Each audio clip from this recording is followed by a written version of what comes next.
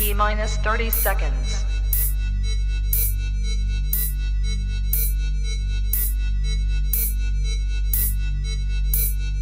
T minus 20 seconds.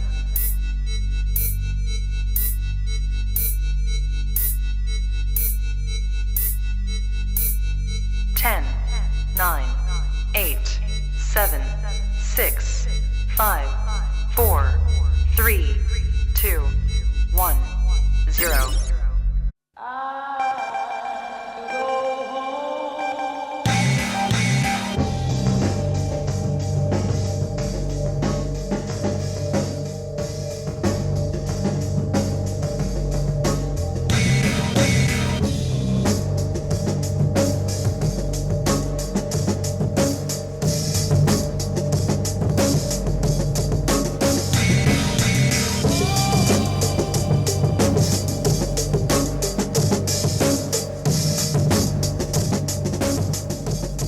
Hey everybody, Chad Westport here, and I am back with another edition of Just One Thing. That's where I go out into the grow community and talk with an experienced grower about just one thing they think all new growers should know about.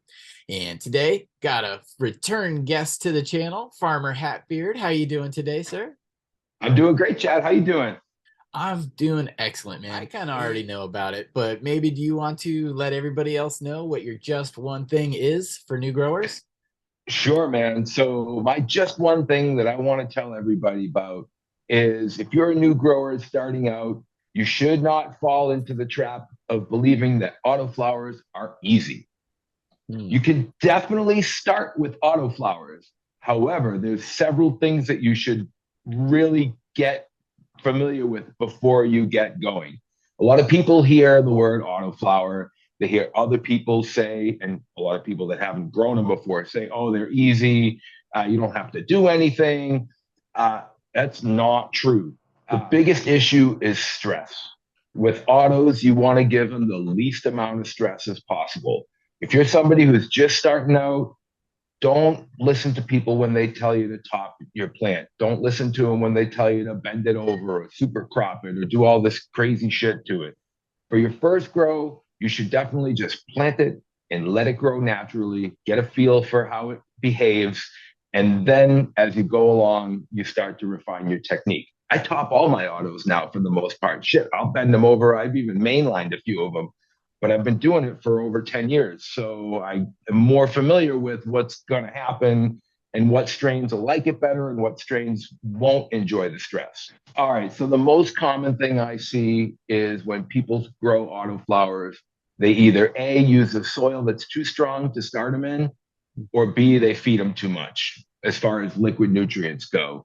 And you'll notice that right off the bat when you start seeing things like really slow growth, burning tips, dark green leaves that curl down in the tips, all serious signs of nitrogen toxicity. And most autoflowers, in my experience, are a lot more sensitive to nutrients than their photoperiod counterparts, for sure. I don't transplant my autos anymore, and I would highly recommend that anybody wanting to get started with autoflowers is to plant them right in their final pot.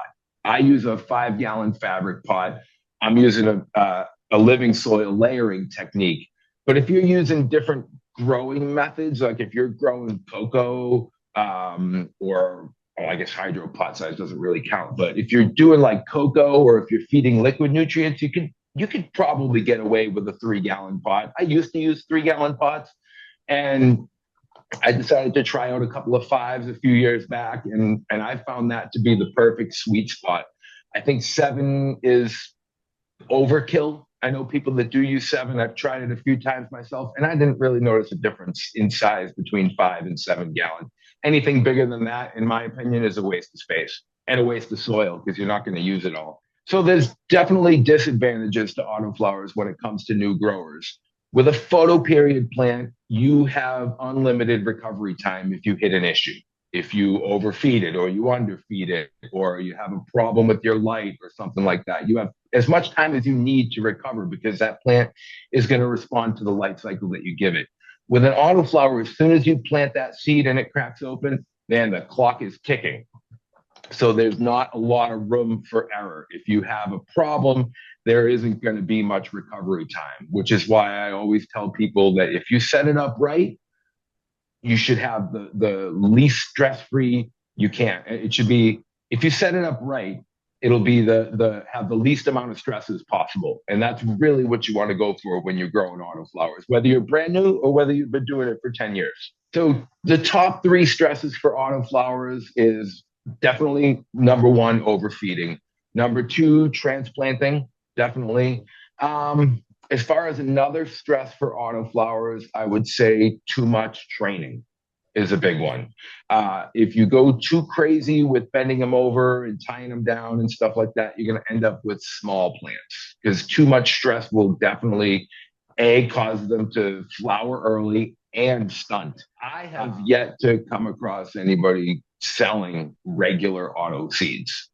Usually they are always feminized. Usually they'll say fem auto. I know this, I mean, I want to say I've never encountered them. I have definitely run some seeds for people that are both male and female. Nice thing with an autoflower that within 2 or 3 weeks, you know for sure what it is. It doesn't take long for it to start doing its thing, so you know right away when to pull the males. But yeah, most autos are feminized, and that's pretty standard in the industry, I believe. Probably because when people are growing autoflowers, people that are growing autoflowers aren't typically looking to breed their own seeds. So I think the market is largely pushed that towards the feminized portion of it, getting a fast turnaround and knowing exactly what you're going to get without having to stress about picking out males. So a non-flowering autoflower has definitely been a thing that I've heard people talk about. I've encountered it once, twice, probably 3 times in my life. One was actually pretty recently with a free seed that I got from Royal Queen. It was a Northern Lights autoflower, and I planted 2 of them. And they both grew beautiful. One of them started flowering at 3.5, 4 weeks, and the other one just kept growing. And I was a little suspicious right off the bat, but I watched it for another week or so, and it just kept bigger and bigger and bigger. I'm like, all right, this is not an autoflower. This something, either I got the wrong seed or the genetics were weird. It does happen. Mephisto Genetics says that like 1 out of every 10,000 fem autos that they have will be a photoperiod. And I have seen a couple people growing Mephisto photoperiods, which is pretty cool. But anyway, yeah, that Northern Lights, I took it out because it was just getting way too big. I took it out of my tent. I said, okay, this is definitely not an autoflower. It's really important to make sure you get reputable genetics with autoflowers. I am pretty exclusive to Mephisto these days. There's other breeders out there that are fantastic. Barney's Farm, Night Owl. I've heard a lot of good things about Speed Run seeds, which I've yet to try them, but I have heard a lot of great things about them. I think of a couple other brands. There are banks and there are breeders. Regardless of which seed bank you use, you want to make sure you get your autos from a reputable breeder. Ask questions, talk to people you know. There's so much social media out there. I hate seeing people get scammed with crappy seeds. 100%, especially with autos and especially for a new grower. Because like you're saying, this is meant to set them up for success. And that's why you're bringing your just one thing about autoflowers to new growers. You want to set people up for success. And it's funny you say that, because my very first YouTube planting video is called Farmer HatBeard's Recipe for Success. And I guarantee you, if you follow that video to the T, you will have success, just like I did. Yes. Well, everybody watching today, you can catch those in the show notes. We've got his YouTube page. We've got his Instagram page. Anywhere else that you'd like people to be able to find you? I mean, I'd love to give out my address, but that would be kind of weird too. But I love, meeting people and smoking. Right. If you want to come over and wash my car, you're free. Yeah, seriously, I just turned on the hoses because all risk of frost is finally passed. Oh, good. Well, dude, thank you so much. Yeah. Thank you so much for your time today. I think a lot of people will benefit from watching this, and I always like to give guests the last word. So, anything else you'd like to mention before we go? I'm going to give a quick spiel, and maybe you'll cut this in earlier on in the thing, because I think it kind of belongs there. And I'm not sure if I mentioned it, but I do want to mention it. Cool. Start your autoflowers in a light soil. Layer your pots. Put a strong soil on the bottom. Put a light seed starter on the top. That's going to be your best chance for success. There's going to be the least amount of stress, and that plant will have a chance to do its best thing before it gets into that hot soil. And if you're just using liquid nutrients, start with a light soil and start really light on the nutrients. Whatever the bottle says, I would start at a quarter strength and then work your way up from there. You can always add more, but if you put too much in, it's a pain in the ass to get out, and then it's a big guessing game as to what your plant needs. And for new growers, I would definitely recommend living soil, layered, because that is going to take a lot of the guesswork out of it. Yep, and that would make an excellent next video. So living soil, guys, watch out for that one, because like Farmer HatBeard said, it's going to be the way to go pretty soon here, if not already. So we will catch you guys on the next one of Just One Thing. We'll be back with another episode shortly, but for today, we're out of here. Thanks a lot, Farmer HatBeard. All right, Chad. Peace, man. I appreciate the time. See ya.